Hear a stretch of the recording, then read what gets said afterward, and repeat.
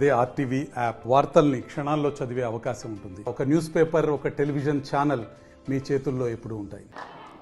దేశవ్యాప్తంగా శ్రీరామనవమి వేడుకలు ఘనంగా జరుగుతుందని చెప్పుకోవచ్చు. తెలంగాణ రాష్ట్రంలో కూడా ఈ నేపథ్యంలో కూడా ఉమ్మడి మహబూబ్ నగర్ జిల్లాలో కూడా ఉన్నటువంటి శ్రీరాముల సంబంధించిన దేవాలయాలు కూడా అన్నీ కిటకిటలాడుతుందని చెప్పుకోవచ్చు. ఈరోజు శ్రీరామనవమికి సంబంధించిన తోటి కూడా శ్రీరామని దేవాలయాలు కూడా భక్తులతో కిటకిటలాడుతున్నాయి. అక్కడ అయితే దేవాలయాలు కూడా మండపాలు ఏర్పాటు చేసి శ్రీరామునికి సంబంధించిన కళ్యాణ మహోత్సవ వేడుకలు కూడా నిర్వహిస్తున్నారు. ప్రస్తుతం మనం మహబూబ్ నగర్ పట్టణంలో ఉన్నటువంటి టీచర్ కాలనీలో ఉన్నటువంటి సీతారాముల కళ్యాణ సంబంధించిన మండపం దగ్గర ఉన్నాం. ఇక్కడ సీతారాములకు సంబంధించిన కళ్యాణ వేడుకలకు రంగం సిద్ధమని చెప్పుకోవచ్చు. మరికాసేపట్లో కూడా సీతారాములకు సంబంధించిన కళ్యాణ వేడుకలు జరుగుతాయి. దీనికి వేలాది మంది కూడా భక్తులు తరలి వస్తున్నారు.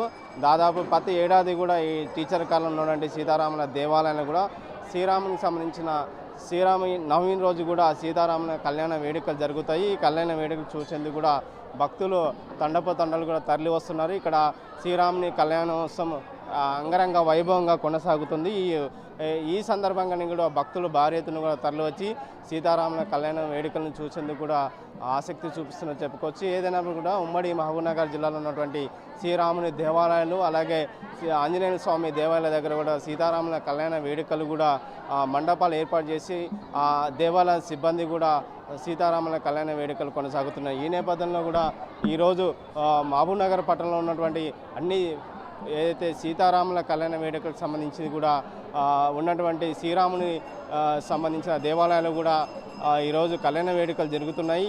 ఏదైతే మనం ప్రస్తుతం ఉన్న ప్రాంతంలో కూడా సీతారాముల కళ్యాణ వేడుక అతి పురాతనమైన సీతారాముని దేవాలయము. ఈ దేవాలయం కూడా ప్రతిసారి కూడా శ్రీరామనవమికి సంబంధించిన సీతారాముల కళ్యాణ మహోత్సవ వేడుకలు కూడా అంగరంగ వైభవంగా జరుగుతాయి.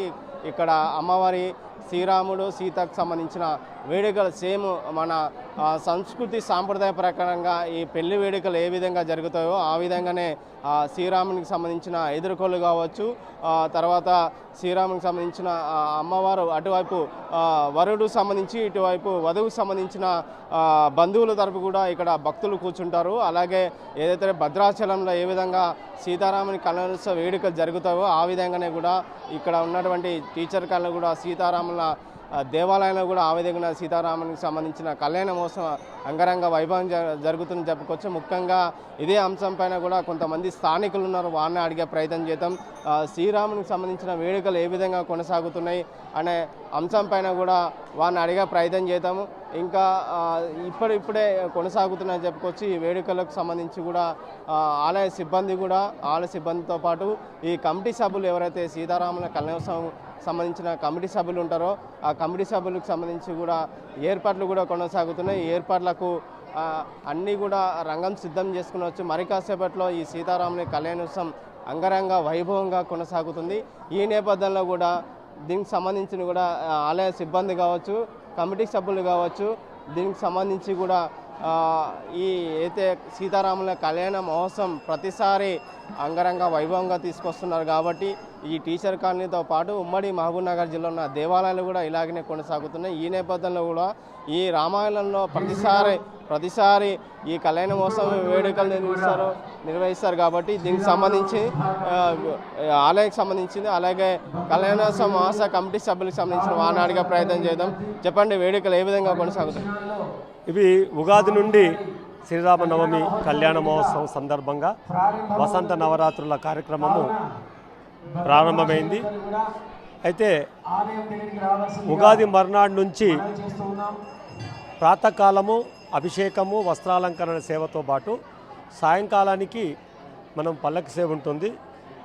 తిరుమల తిరుపతి దేవస్థానం వారి ఆధ్వర్యంలో, హిందూ ధర్మ ప్రచార పరిషత్ ఆధ్వర్యంలో శ్రీమద్ రామాయణ సప్తాహ ప్రవచనములు కూడా ఉంటాయి ఈ 7 రోజులు. నిన్న రథోత్సవం జరిగింది సాయంకాలము. ఈరోజు మార్నింగ్ పల్లకి సేవ. ఇది అంతా శ్రీరాముల వారి కళ్యాణ మహోత్సవంలో భాగాలు. మార్నింగ్ పల్లకి సేవ. ఇప్పుడు మెయిన్ ప్రధాన ఘట్టమైన పల్లకి మన కళ్యాణ మహోత్సవంలోకి వచ్చినాం. రేపు పట్టాభిషేకంతో మన కార్యక్రమం ముగుస్తుంది. ఈ రామాలయము 40 ఏళ్ల క్రితము ఆ సిద్ధరామప్ప గారి ఆధ్వర్యంలో అప్పుడున్న సీనియర్ సిటిజన్స్ అంతా ఇక్కడ నిర్మించారు. 40 ఏళ్ల నుంచి కూడా దినదిన ప్రవర్ధమానమై భక్తులకు కోరిన కోరికలు తీర్చుకుంటూ ఇక్కడ అన్ని పండుగలకు కూడా అన్ని విశిష్ట పండుగలకు కూడా విశిష్ట పర్వదినాలకు కూడా ఇక్కడ కార్యక్రమాలు అవుతాయి. భక్తులు ఈసారి ఎక్కువ మంది వచ్చే అంచనా ఉంది కాబట్టి బ్యారికేడ్లు ఏర్పాటు చేసినాము.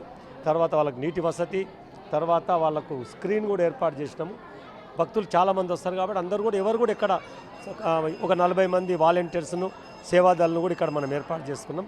భక్తులకు ఎలాంటి అసౌకర్యం కలగకూడదని సీతారాముల కళ్యాణం ఏర్పాటు చేసుకోవడం ఆనవాయితీగా అయినప్పటికీ విశ్వమంతా సుభిక్షంగా ఉండాలని, ముఖ్యంగా పాలమూరు ఉమ్మడి జిల్లా పాలమూరు పట్టణ వాసులందరూ కూడా సుభిక్షంగా ఉండాలి, వర్షాలు పడాలి, రైతన్నలు బాగుపడాలి, ఎవరికి ఎలాంటి కష్టాలు రాకూడదని సర్వే జన సుఖినోభవం అనే ఈ సీతారాముల కళ్యాణాన్ని ఏర్పాటు చేసుకున్నాం.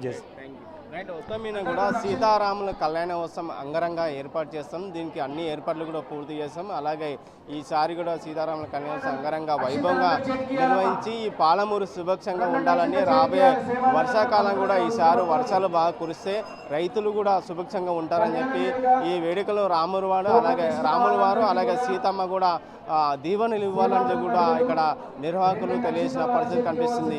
ఈరోజు సీతారాముల కళ్యాణం అనంతరం రేపు పట్టాభిషేకం కూడా ఘనంగా చేస్తామని చెప్పి వారు తెలియజేసిన పరిస్థితి కనిపిస్తుంది. వీడియో జర్నలిస్ట్ నరసింహారెడ్డితో రామకొండ, ఆర్టీ, మహబూబ్ నగర్. మరిన్ని వీడియోస్ కోసం ఛానల్ ని సబ్స్క్రైబ్ చేయండి. లేటెస్ట్ అప్డేట్స్ కోసం వాట్సాప్ ఛానల్ ని ఫాలో అవ్వండి. ఆ లింక్ డిస్క్రిప్షన్ లో ఉంది.